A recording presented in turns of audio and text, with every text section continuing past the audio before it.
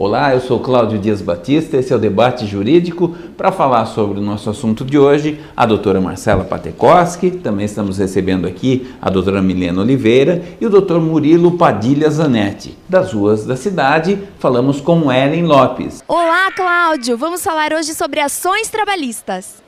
Obrigado, Ellen. Doutor Murilo Padilha Zanetti, o que são ações trabalhistas? Como é que é essa história? Então, doutor Cláudio, quando acontece a fim da relação trabalhista, o empregado é demitido ou pede a demissão, geralmente pode ficar alguns créditos resultantes que tem direito esse empregado. Daí ele tem que ingressar com uma ação trabalhista na Justiça do Trabalho.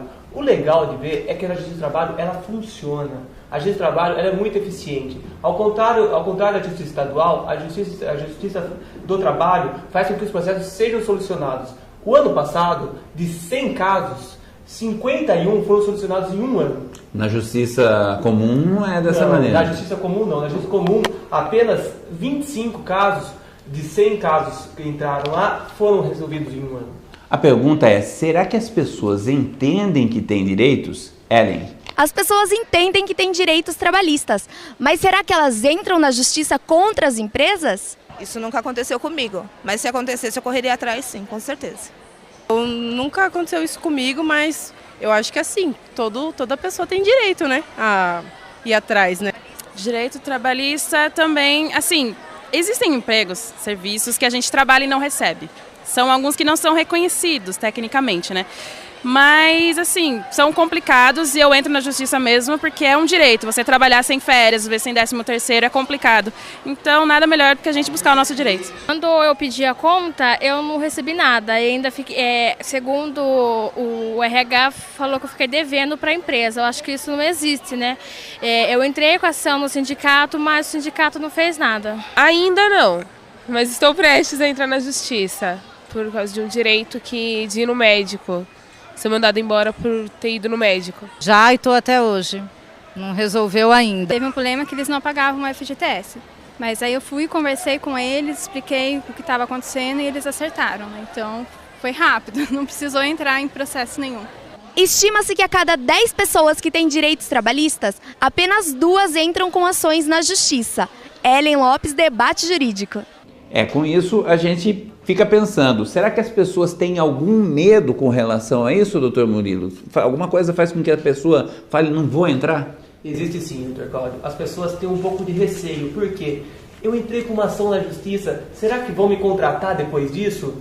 Pessoal, pode ficar tranquilo. A justiça não tem nenhum cadastro dizendo, esses daqui já foram demandantes, esses daqui não foram demandantes. Tanto que se você entrar no site da Justiça do Trabalho, não tem nenhum campo de pesquisa por nome, ao contrário das outras justiças. Então, por que faz isso? É a proteção do empregado. A Justiça do Trabalho pensa no empregado, ela protege. Ok, se proteger também, às vezes a gente tem que olhar de outros ângulos. Não acaba sendo muito feroz essa maneira da Justiça do Trabalho de apoiar o empregado em detrimento do empregador? Não acontece esse apoio e nem essa proteção exacerbada. O que acontece é o quê? É apenas o equilíbrio entre as partes. O empregador tem maior força e por causa disso é que o empregado tem algumas vantagens. Vamos falar um pouquinho sobre assédio moral. É uma palavrinha que a gente tem ouvido no rádio, tem ouvido na televisão, mas vamos entender o que essa expressão quer exatamente dizer. Doutora Milena Oliveira, o que quer dizer isso? O assédio moral ele é configurado quando o trabalhador é exposto a uma situação humilhante e constrangedora no desempenho das funções dele. Esse assédio, na maioria das vezes, ele se dá na relação hierárquica.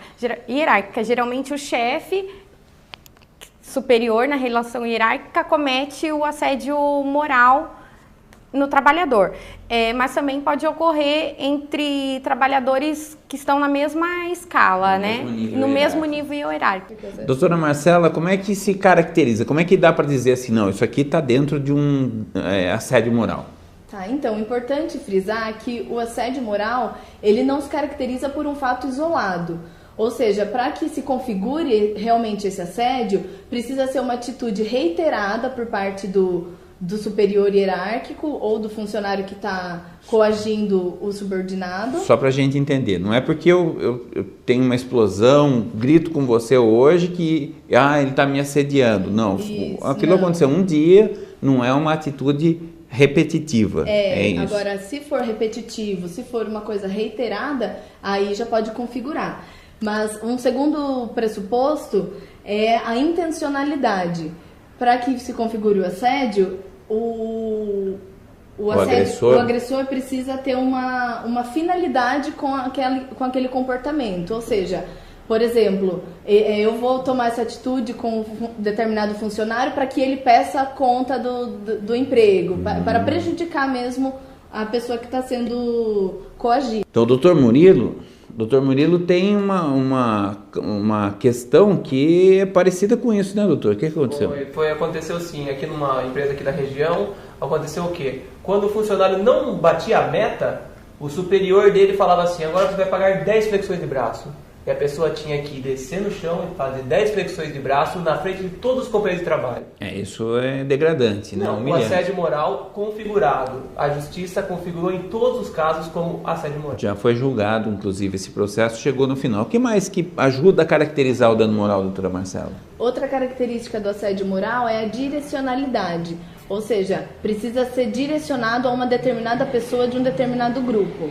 Também a temporalidade, que essas atitudes devem ocorrer durante a jornada de trabalho do empregado e durante o exercício das suas funções. E a degradação deve ser deliberada nas condições de trabalho. Certo, quer dizer que tem que ter realmente uma intenção forte ali de se atingir a pessoa, degradar a pessoa. Bom, um outro tipo de assédio que a gente também tem ouvido falar muito é o assédio sexual, né? Dentro das relações de trabalho é muito comum a paquera, o relacionamento entre as pessoas acontecer. Tem pessoas que se casam, né? Eu tenho um amigo que é dono de uma emissora de rádio e o pai dele, que era dono de emissora de rádio também, ele se casou com a secretária, né? Quer dizer, começou ali um romance. O romance é diferente do assédio sexual, né? O que é o assédio sexual, doutora Milena? O que caracteriza o assédio sexual? Bom, o assédio sexual ele é caracterizado quando só uma pessoa está praticando o ato e a outra pessoa não consente, ela não aceita aquilo que ela está sofrendo, o ato que a outra pessoa está tomando. Ok, na verdade isso é muito mais comum do que a gente imagina, né? E eu tenho a impressão, vocês que são mulheres, é difícil a mulher verbalizar isso, né? Tem uma maneira da mulher sinalizar e dizer, olha, eu não quero isso, para ficar bem claro para o colega de trabalho?